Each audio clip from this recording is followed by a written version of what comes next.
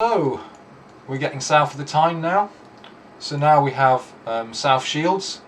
So South Shields is, quite popular. Again, sort of these northern beaches are pretty popular with tourists and day trippers.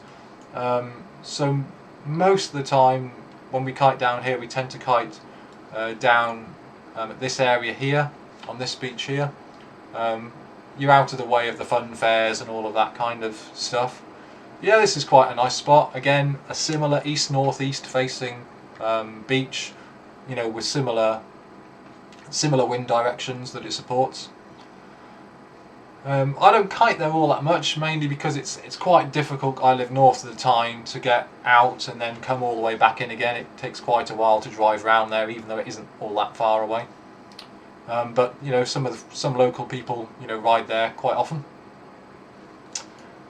So moving down again, we've got Whitburn and Seaburn. They're pretty popular. Very much east facing.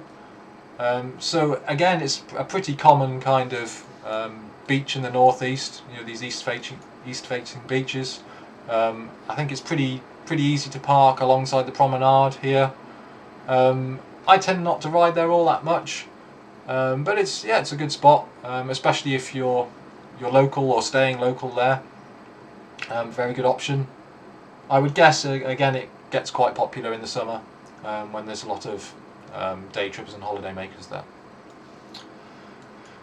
Okay, so now it tends to get a bit quiet for a while as we go south. There aren't many options to kite until we start getting down to Hartlepool. So Crimdon's started to get a little bit popular. I think I've ridden there once a long time ago, but yeah, I couldn't really give much advice on Crimdon.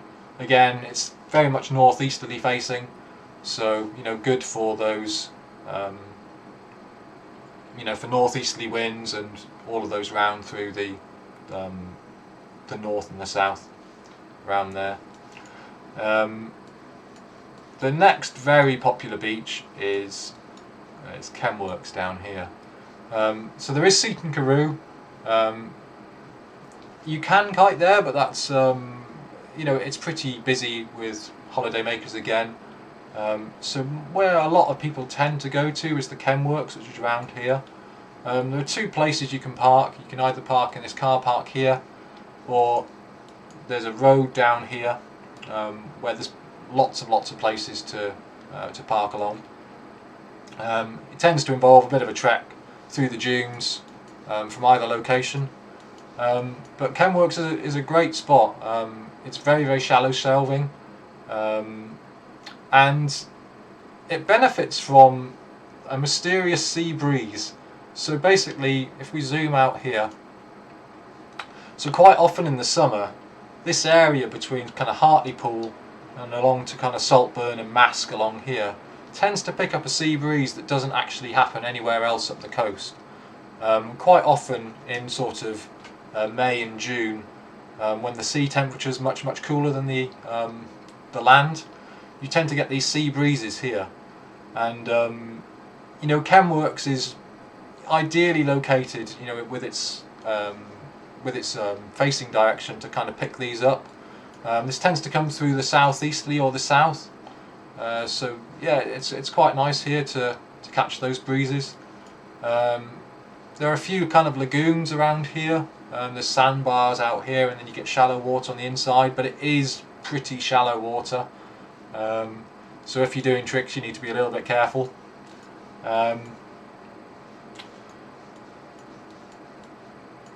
Another thing to say about this is that basically at high tide you can pretty much always launch here. It does really come right up here at times, but usually, unless it's a super high spring tide, there's somewhere to launch.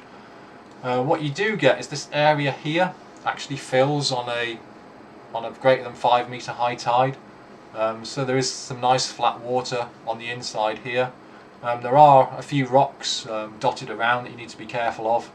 There's a bit of debris that tends to be around here from time to time, But it's a pretty good option, and you can, you know, in the spring high tides, you can actually ride it in like a southwesterly or something like that, where it comes fairly clean across the bay here. But yeah, you can only really do that, you know, when it is, you know, when the water's flooded here. Otherwise, it's pretty much blowing you out to sea. So yeah, it's a pretty good option, and a very, very popular spot, especially when we get these sea breezes. Moving on down, we then move over to the Redcar side. So we have Paddys Hole on here. So this is another spot which takes a southwesterly or westerly. One big advantage of Paddys is, you know, it's always pretty shallow here. Yeah, so there's always kind of fairly good conditions for learning. It can get a little bit gusty because the wind is coming over, you know, all of this lot here in the southwesterly, westerly directions. You know, in west, southwest and west it comes fairly clean across the bay, so it can be better in those directions. But yeah, in southwest it can be pretty gusty. At high tide this bay almost entirely fills up, but you can launch from this area here. There's also a shipwreck here, which you really need to be careful of. Often the local kite surfers put a buoy on the shipwreck so you know where it is. But when it starts getting towards high tide, you need to be keeping an eye out for this shipwreck, you know, until it's fully covered and you don't need to worry about it so much. The other thing to be aware of here is there are a load of electric pylons running down this road. So especially at high tide, you really want to avoid, you know, kind of this area here. You know, the last thing you want is your kite going into those electric pylons. So keep well upwind and well away from those. But besides that, it's a pretty good spot. Nice and shallow, and yeah, handles those westerly wind directions, which, you know, where there are very few places in the northeast that you could go to normally. Then we have the North Gare on the other side. Oh, I should have mentioned the parking.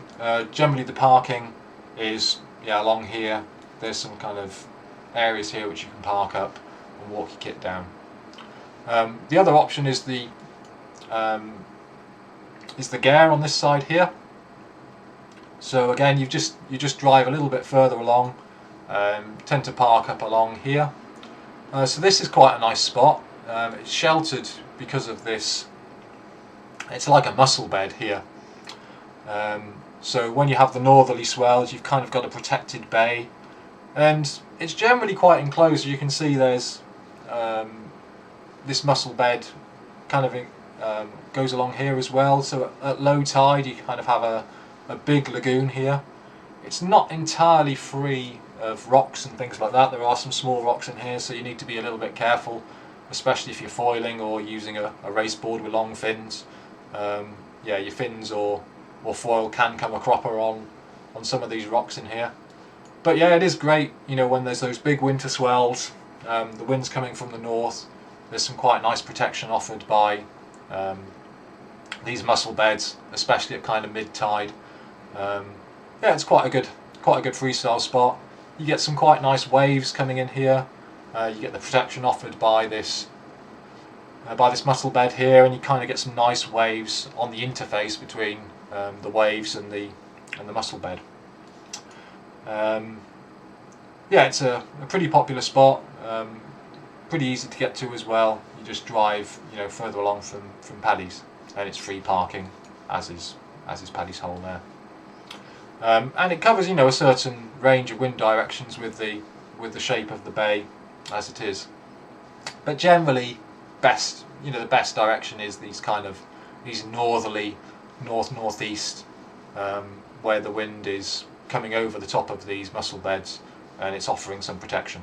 But of course you can ride in easterlies, you know, and east, southeast if you need to.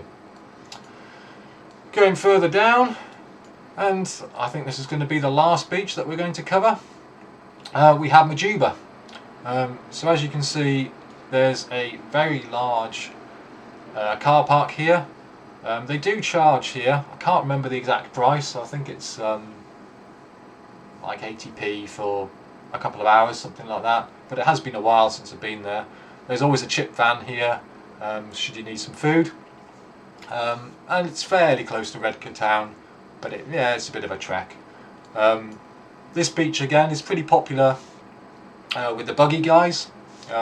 Get some nice hard packed sand when the tide has gone out.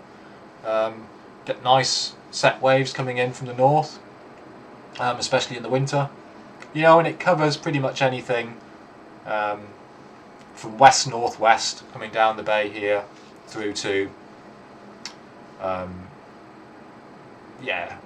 east northeast coming along here.